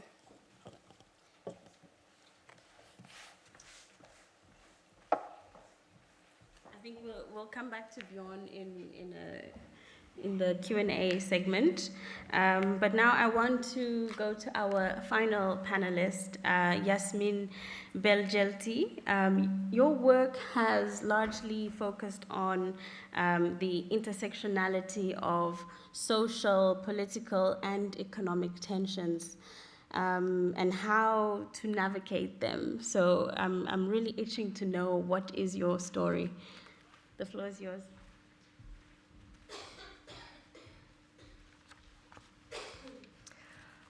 First of all, thank you for the introduction, and I'm grateful for this opportunity to be speaking at the Geneva Peace Week's first youth panel edition. And apologies for my voice. I'm coming out of a cold, but not contagious, no worries. So since 1948, the Universal Declaration of Human Rights has been the international standard for human rights. Its core message is the inherent value of every human being. It sets out a list of fundamental rights for everyone in the world, regardless of their race, their color, their sex, their language, religion, political or any other opinion, national or social origin, property, birth, or other status. In a quote, as a foundation of freedom, justice, and peace in the world. It states that governments have promised to uphold certain rights, not only for their own citizens, but also for all people in other countries. In other words, national borders are no barrier to helping others achieve their rights. However, I realized this was not entirely the case at a very young age, with division along those very lines creating the haves and have-nots and seeding the potential for conflict. Being born into a mixed family and having resided in more than a dozen countries in Africa, Europe, and the Middle East, I quickly became sensitive to the sheer number of multicultural tensions and socioeconomic inequalities in our contemporary communities and societies. For example, I lived in the late 90s in Angola during the Civil War, and I remember as a child seeing brown water coming down the tap water or hearing gunfire sounds at night. I remember as well living in the early 2000s in Senegal, being in a French school, and our school was in front of a local school, and seeing the gaps of the privilege that I was having. I remember as well living in Egypt, where children were running after my car, selling toys, or telling me I'm lucky. And as a 7-year-old, I was like, what does that really mean? While my experience as a migrant, albeit a privileged one, and so-called expat, has exposed me since childhood to witness some of the harsh realities of the miseries and inequalities of our world, it also made me come face to face with the weight that social identity carries. For example, my family background is mixed ethnically and religiously, and I was born in a different country from my parents' background. And I went to a school which was also different from where I was born and my parents' background. I was scholarized in the French, in the Swiss, and the American system, and I remember at each time I was moving, I always experienced people labeling me as exotic, labeling me as a terrorist following the 9/11 as a child, labeling me as Kinder Bueno because I'm brown-skinned from the outside, but white in the inside, whatever that means, as a Europeanized Arab because I apparently behave different than other Arabs in Europe, again, whatever that means. Therefore, I was exposed to how I should define myself and how people around me are different, and basically like experiencing how people are othering me. So every move I made, country to country, left me questioning why our world is so complex and paradoxical. Why are there inequalities in citizenship status and other social identity backgrounds? Why is it that people from different backgrounds are treated and perceived poorly? And what does social justice mean in a world full of inequalities? These are all some of the questions that whirled around in my head and that sparked in my inner child's curiosity and gradually led me to down the path of human rights and social justice advocacy. As you may have understood, peace, the way that I have been able to see it, live it, and contribute to it, is more than the absence of overt violence or destructive conflict, but rather sustainable peace is fundamentally linked with human rights, social and economic justice, and political participation for all and not for just the few. And you might be asking yourself, to be on this panel today, how am I contributing to that? Well, I've decided most of my early career to work on the rights of migrants. Migration is a political act against global inequalities. It is a means for people to move from places of conflict and poverty to places of peace and wealth, from spaces of no rights to spaces of rights, from the periphery to the center. And how we address migration and implement migration policies is critical for social cohesion. In the future, in a local and global scale. In humanitarian discourses, migrants seeking asylum are typically depicted as vulnerable and helpless victims, whereas in contemporary security debates around immigration, they are portrayed as outlaws. Media mainstreams further emphasize such political imaginations of asylum-related migrants by depicting their naked refugees as suffering objects and by dehumanizing them as objects of threat to the nation state. In many ways, they are therefore not only excluded from the law, but rather abandoned by it. And as their human and personal experience becomes devalued, migrants and asylum seekers become abstract figures without a life story, with only the basic bureaucratic labels of refugee and asylum seekers remaining. You see, the stark of reality is not only killing people on the move, but also undermining social cohesion at the local and global scale, enabling patterns of institutional and systemic racism to endure, creating classes of unworthy and dividing peoples. My journey as an advocate for human rights and social justice has been rooted in the belief that there is that of the sacred in everyone, that human dignity is inherent in the development of a society in which each person respects and honors the freedom and rights of others. Human rights and peace-building approaches, thus, share similar goals, principles, and values. From a symbolic perspective, inclusivity contributes to promoting a society based less on the competition for scarce resources, fear of the other, and equality, and more on empowerment, self-determination, collective action, and equal cooperation. As such, human rights then become a benchmark against which to measure progress and which serves as a bridge for societal transition. Today I work at the Quaker United Nations office here in Geneva, where we take a holistic approach to preventing destructive conflict and building peace. We therefore strive to convene actors across traditional silos between areas of expertise, whether within the UN or civil society, to foster cross-cutting and integrating work. Our belief in the transformative potential of non-violent conflict often calls us to serve as a trusted facilitator of difficult conversations and negotiations. And yes, you all have guessed it now, I work on our migration stream of work within the Human Rights and Refugees Program, trying to turn the tide on these narratives to bring back dignity and representation for those on the move, and to fill the gap in governance gaps to protect them. When I was first approached to speak at this panel, I wasn't entirely sure that they actually got the right person. I'm not a peace builder. And then I took a step back and thought about my own journey and work, and it dawned on me that I have been contributing in my humble way to make the world a better place, more peaceful. So perhaps peace builders are not necessarily experts or intellectuals, but they come from diverse backgrounds fighting for different causes to create this social cohesion, this ideal kind of place that we all want to live in. And then I started to understand that, in a way, I'm kind of like a dreamer. And I'm meeting other dreamers as well who are also working towards this better world. So I'd like to end with a challenge and ask you, the audience, consider how each of you could be a peace builder in your own family, in your own home, in your office, in your community, or even out there in the world. Thank you.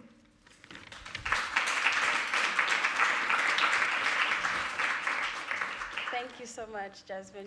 Please join us over here on stage. That was a really, really powerful address. Thank you so much for that. I don't know about you guys, but all of these stories have given me goosebumps, and it's really inspiring and provocative, I must say, because I'm now prompted to introspect and think about how I can contribute in my own way as well to peace building in new ways, like you guys have all mentioned. And so the message that is resoundingly clear to me is that peace is indeed possible, and it's possible in ways that, in many different ways that maybe we never even imagined before. It's really about empathy, understanding, tolerance for diversity, including diversity of thought, and creativity.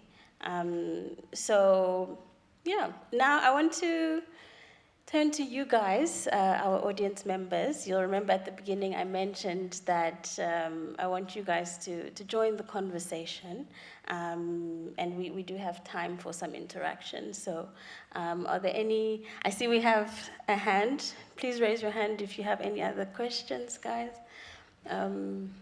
We'll start here.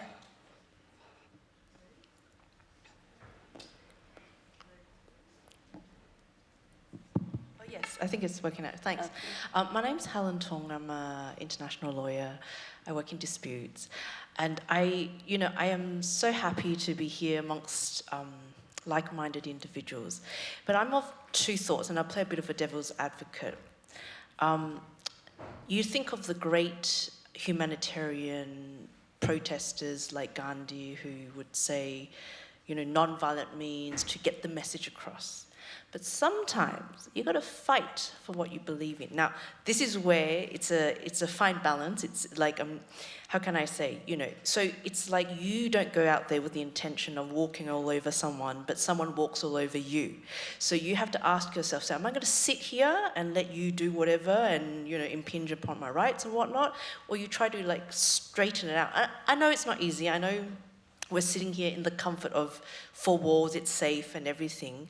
But I'm also trying to think strategically. So to give you an example, as a lawyer, we fight cases for clients. And the idea behind that is, you're going to win, but what does winning mean? So winning could be a peaceful resolution. Winning could be getting that piece of property back, or getting the outcome, or winning could be getting an apology, right? So it's not necessarily material, it could be symbolic, and it could be of greater meaningful value, right? So I guess one of the things I've had trouble with in many ways is, and I've been in this profession for about 18 years now, is to try and understand, is it about peace per se, a theory, or is it peace at a cost? And if it's at a cost, so for example, if it means not having the whole body but losing an arm, is that also a peaceful means as opposed to death, a full death? Or whether it's not sufficient. So so what I'm trying to say is, of course, we're like-minded. We all want purity. We all want the winning white flag and, to walk away home. But I guess what I'm trying to think is there a way, what are the second alternatives? I think that's what I'd like to hear, actually. What's the ideal scenario, which we've heard, and what is the more restrained, I guess, but at least it's a possible alternative to what you guys, I guess, are doing, yeah, thanks. I think that's a brilliant question. It reminds me of, I'm also from South Africa, like our previous panelist from the previous session, and South Africa had to undergo this battle during the apartheid struggle, and in that context, fighting was the only way to reach a positive outcome. So this is a very interesting perspective. I wonder if any of our panelists have some thoughts, some reflections on that. Yeah, I would love to jump in, because your comments immediately remind me of a conversation I was just in this past week with professionals speaking on climate security, particularly in the context of NATO, and someone in the room made a very interesting remark about the radical fringe element of Extinction Rebellion, and how, almost in a way where, this is a crazy contingent, but maybe we can learn something from them. And I took two very interesting reflections away from that. One was that these security professionals were listening to Extinction Rebellion and had taken note of their work in nonviolent but very disruptive forms of protest against the climate crisis.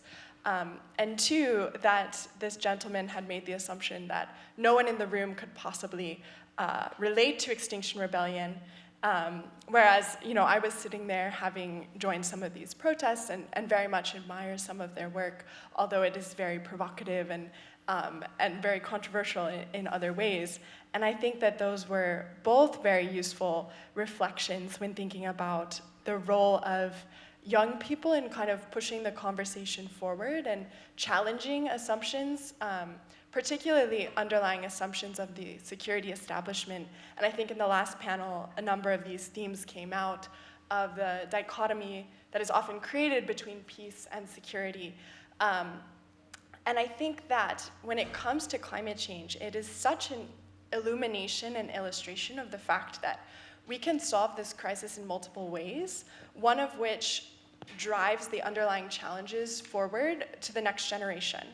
And I think many of the technological solutions that continue to drive overconsumption and extraction at the cost of communities, communities that are already vulnerable and not reaping the benefits of this economic development or of industrialization that has driven the climate crisis, that is a major challenge that I think the peace-building community can really challenge and say, we need to question the underlying systems that have created this problem, as opposed to creating technological solutions that do not acknowledge the root causes, and then further push those challenges of, for example, mining and extraction that are required to drive the renewable energy transition if we maintain unsustainable consumption levels, and then place that burden onto communities that face the environmental and social consequences of that extraction. And so I think that it is really important to not only be thinking of these nonviolent resistance movements as radical, but actually as really illuminative of the underlying structures that are creating the challenges we face today. Right. Right. Thank you for that. We have another question right over here. If we can Excuse me, can I address the previous question? I'm back. Yes, go ahead, Bjorn, go ahead. Sorry about the technical difficulties, which kind of brings home the point that we rely on critical infrastructure, such as the internet, which often has single points of failure, and building in resistance against that is kind of one means of building societal resilience as well. I just wanted to pick up on the point of kind of hard security versus kind of softer safety, and a lot of the times what we're dealing with from the peace building perspective is kind of building communal safety measures, building in resilience against harm prior to harm happening, rather than going down the lines of hard security measures. We don't have, as kind of civil society and as civil society peace activists, we don't have the hard power measures of states and militias that have monopolized violence, but we do have ways in which we can build in kind of critical resilience, both by documenting the harms that are being caused by bad actors within the space, but also by building more cohesive communities on and offline, and really kind of bridging between a diverse range of stakeholders in many ways. And so another element to add to the mix there is the trade-offs we often make when it comes to human rights-oriented decisions. I work a lot with content moderation online, which often is seen as a potential infringement on freedom of speech. And so one of the points I often try to make is that we always end up in a discussion about how do we trade human rights, how do we trade freedom of speech, and for who, and quite often online spaces which are very libertarian in their perspectives on freedom of speech end up being quite toxic and end up having a majority voice that silence genuine discourse and the genuine ability of often marginalized communities and representatives of marginalized voices to participate on an equal footing in those spaces. And so that's where things like content moderation becomes a tool where sometimes you have to sacrifice something in order to create a more equalized playing field in which the real freedom of speech can be enhanced for a broader spectrum of people at the cost of, for instance,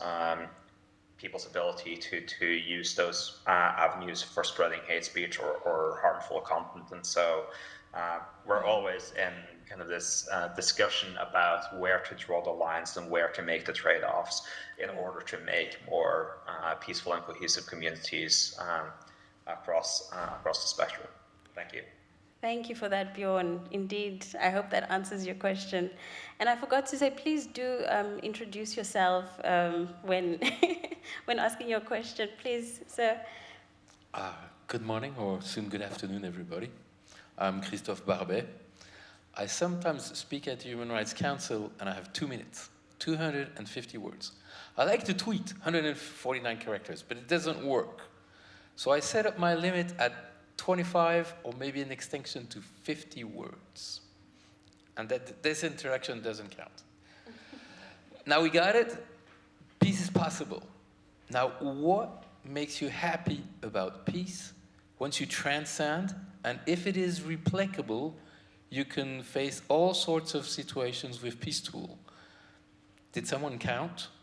I counted, we are 60 in the room. If everybody speaks 20 seconds, we can't get lunch. But if we had started sooner, oh, what a terrible failure. So please tell us what makes you happy about peace, and why does it transcend something? Wow, okay. Interesting question. Does anyone want to take that? What makes you happy about peace? And if I understand your question. Yeah. Anybody?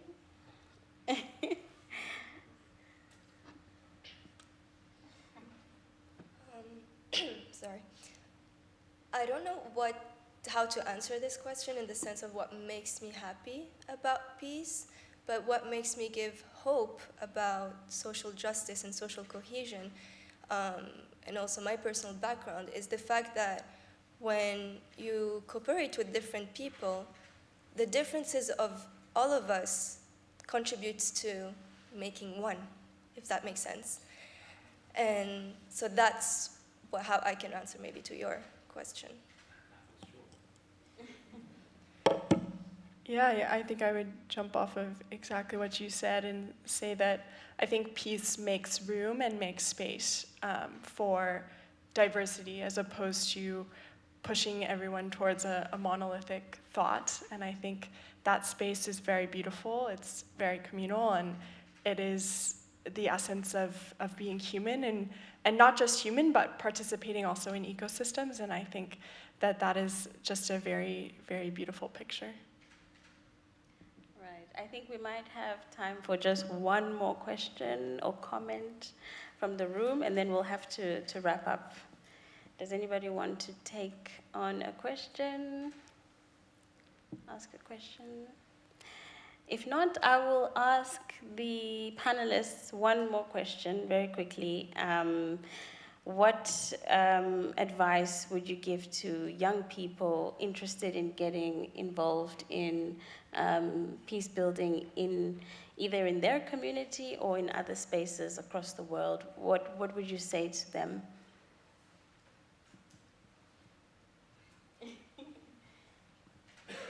Yeah, sure. So Yale has done some really interesting research on climate communications and how to get people involved in taking action on climate change, which, as I mentioned earlier, I think is in itself a form of peace building for a number of reasons. And what they found is that there are a number of people who consider themselves concerned and even invested in solving the climate crisis, but are not actively involved in doing anything about it. And I think the reality that comes from that is the fact that oftentimes taking the first step is the hardest step of taking action, and that receiving and being open to an invitation to take action through organizing or through joining a initiative is a massive commitment and a massive step forward. And then kind of the second thought coming out of that is that oftentimes action itself is the creator of hope, and that a situation can feel hopeless, it can feel massive, global, it can feel threatening to the entire existence of ecosystems and humanity, and yet taking a step together in community is that source of hope in itself. And so moving from concern, from care into action is really the way forward, and it can open up so many more possibilities for the future. I love that. Just take the step, get involved, get your hands dirty. It's often not enough to just say you care, but let's put action behind it. That's excellent. I think we're running out of time, guys, and because I don't want to stand in the way of you and lunch, I think we will close here unless our panelists have anything else to say. Bjorn, anything from you? Yeah. Artem? I think we tend to think about peace building from a fairly disempowered perspective, and from a perspective where the processes are fairly abstract and hard to access. And so I just wanted to kind of leave everyone on the thought that we do all have a role to play. We do all have a voice, and we can all play a role in using that voice and using the tools that are accessible to us, whether those are communication tools online or offline, whether those are inviting our neighbors over for dinner, sharing resources, and building community resilience really is something that can be done at the grassroots, and that does have ripple effects in building towards having those bigger conversations in the more abstract spaces. And so we all can build towards that. And at the same time, I would encourage those of you who have a role and have a seat at the table in the more higher level processes to make sure that you also invite in genuine voices from youth communities, from disempowered communities, from communities that are going through conflict and who are experiencing both that and also taking up in their own ways the process of trying to build resilience and peace in their spaces. So thank you. That's an excellent point. Include young people in peace-building conversations. They're the ones with the innovative ideas, with the creativity that can really change the world, you know?